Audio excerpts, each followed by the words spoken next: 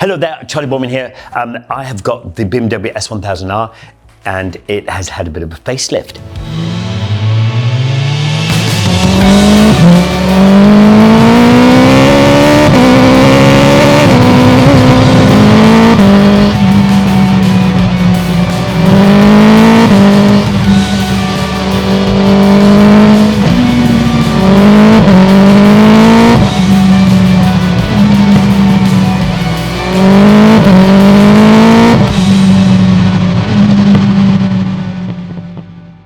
They've done a little bit of facelift.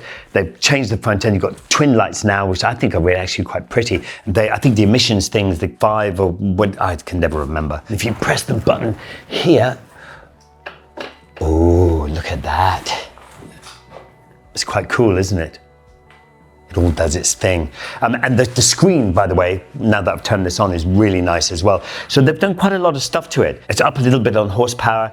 This one in particular has got a lot of the extras on it, which actually does put quite a bit of money onto it. I think it starts off at about 13. By the time you put the pegs and the exhaust and the better mapping, and so that you can do in between the modes, you can alter and change them, the price does go up to sort of 16 plus. It's in a category kind of on its own, really, because I suppose the nearest bike to this would be the Triumph Triple naked bike, which is quite pretty as well, and they're kind of similar, I suppose.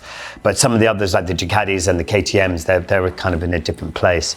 The M series of this is in a different place, because that's like 200 brake horsepower, where this is sort of 170 brake horsepower, and it has, you know, the more blingy looking Brembo brakes. This one has the more sort of standard ones. I like the paint color as well. It kind of reminds me of when I was skiing in the 80s. I had, you know, a fluorescent yellow suit with this blue blotches all over it, which apparently now is back in fashion. So I'm going to pull that ski suit out of the attic and get back into it and maybe wear it on this. That would be super cool, wouldn't it? But if you just come around and have a look at it, it's got all these nice little bits and pieces, bit of carbon fiber. I like the subframe is a nice color.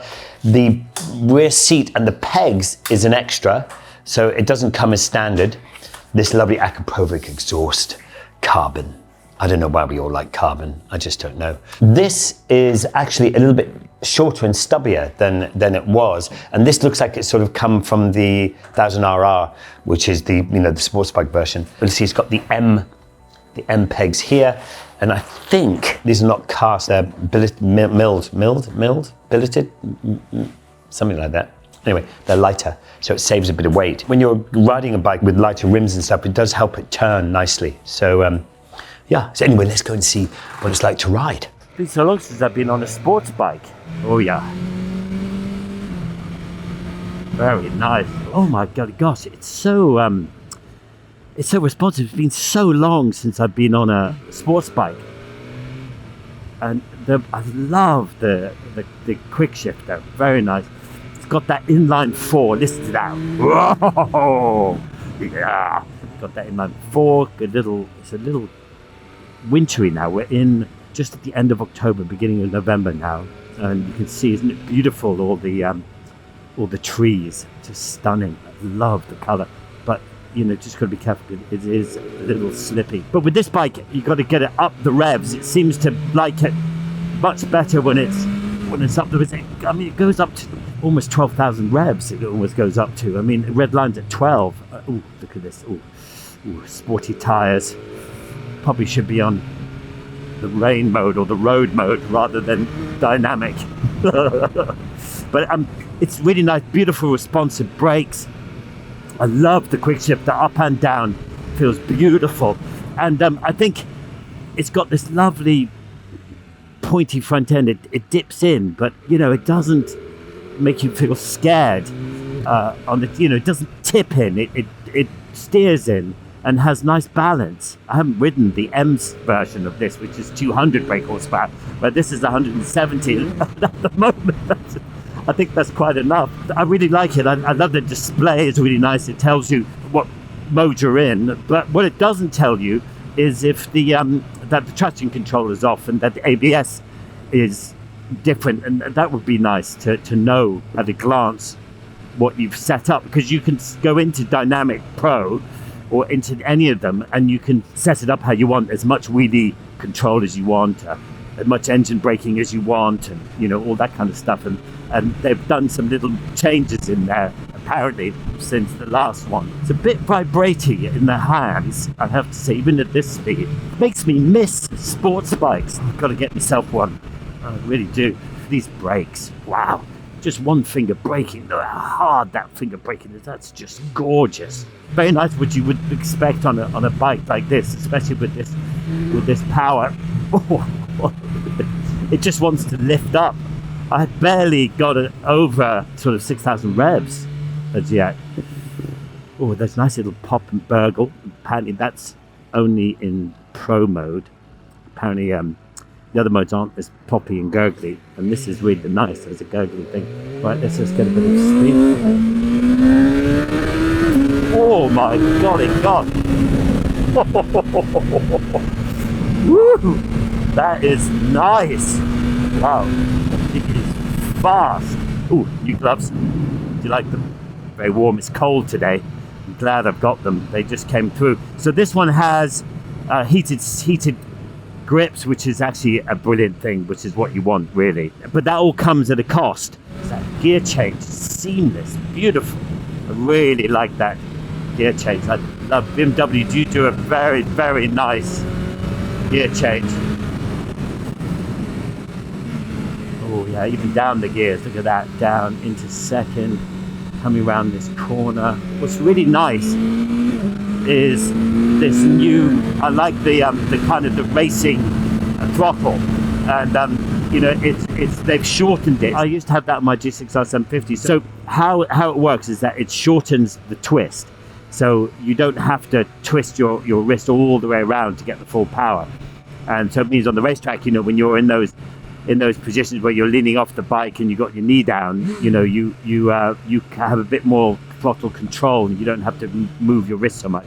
So it's nice, and you would think it would be a really interesting, different kind of feel to it, but you get used to it very easily. I'd love to give it a go on a racetrack. I think you get a lot more out of it. You know, and the 170 horsepower is probably plenty. I mean, you can get the M series if you wanted, you know, have the full beams and get that, but I don't know if on the road, certainly, would you ever be able to get the most out of it. Oh, it's very linear, smooth power. It really gives you plenty of beans. It's a very nice looking bike. I like the bars, I like the position. It's slightly aggressive position if you're leaning forward. I don't feel uncomfortable in it. I could probably handle going for a bit of time on this. Whew. Well, I tell you what, it's quite funny. When I haven't ridden a sports bike properly in ages, and I've been kind of kicking myself, thinking, why is it taking me so long to get back on a sports bike? Anyway, I know this isn't quite, this is a naked sports bike, but when I was going up the road, I started to drift over towards the edge of the road. I got all confused on the bike, and I almost ran off the road. It's been so long since I've been on a sports bike. That's just I've got to go and do track days, and it really has fueled my want to get back on the racetrack. I've done hundreds of laps around racetracks all around Britain, and the Nürburgring and all those kind of places. I've done, you know, over 100 laps around the Nürburgring, and absolutely love it. And it's a great way to learn the skill of braking heavily, relying on the front wheel. The front wheel kind of does everything, really, especially on a sports bike and around the racetrack. And it's a very different technique to being off-road and on a racetrack. It's totally different styling. On off-road, you're sitting upright like this and straight, and you move the bike left and right, and you try and stay as upright as possible by sort of looking where you're going. And on a racetrack, you're leaning off the bike, and you're trying to keep the bike as upright as possible in order to put as much contact on the ground as possible. And so it's reminded me of that. I don't have a base to work from, because I didn't ride the predecessor of this one, and so I haven't got a benchmark to work from. But what I gathered from having ridden lots of sports bikes in the past, and the 1000RR and G6R 750s and thousands and all sort of stuff like that. I've ridden, and what I noticed is it's very nimble on the corners. You sort of drop into the corner, but not in a bad way, in a really positive way, and it gives you great amount of confidence.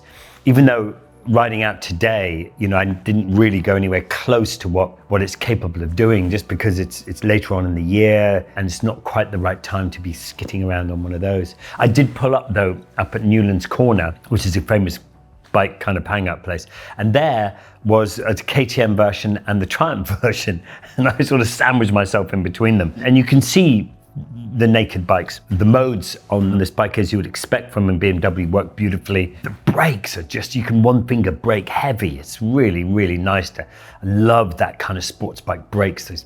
I mean, you could stop on a dime and easily go over the handlebars. I'm sure you could do that. I like the balance. I'm quite happy with the position. For me, for my size, I'm 5'8". Or 5'9". Well, I'm more like 5'7.5" now, because I keep losing bits of my body. Back in Portugal, when I broke my legs, the bit of bone went missing, and I always have this vision in my mind that some little dog was walking along and sniffed it out and had a chew. So it was nice that he had something tasty to eat. But I like it. The steering dampener works very well. It's quite flighty. When you're in hard acceleration, it feels like you really want to lean right over the front so that you're not going up like this all the time, because it's brutal speed. I mean, 170 brake horsepower it revs out at 12,000 revs or so, and wow, it is a powerful bike. It's really nice. I like the twin spots in the front. I like the little R in the middle there.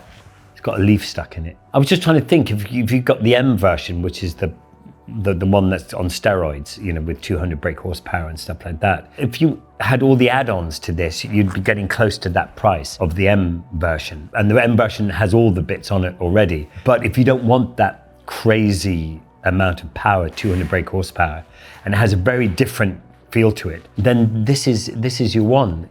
I liked it. A little bit of vibration in the handlebars. I felt that feeling. I'm not sure what that would feel like over a long period of time. It's definitely worth getting the heated grips. Anyway, it's nice. I like the color. I like the bike. Would I keep it in my garage? Would I have one in my garage? I think I just have to get a bigger garage to be able to get more bikes in it. And I think, yeah, I don't see why not. I'd like to try some of the others in its range and see how they compare. And if you enjoyed what you're watching, do the usual thing of subscribing and all that kind of stuff, which means I can do more and more stuff. And see you next time.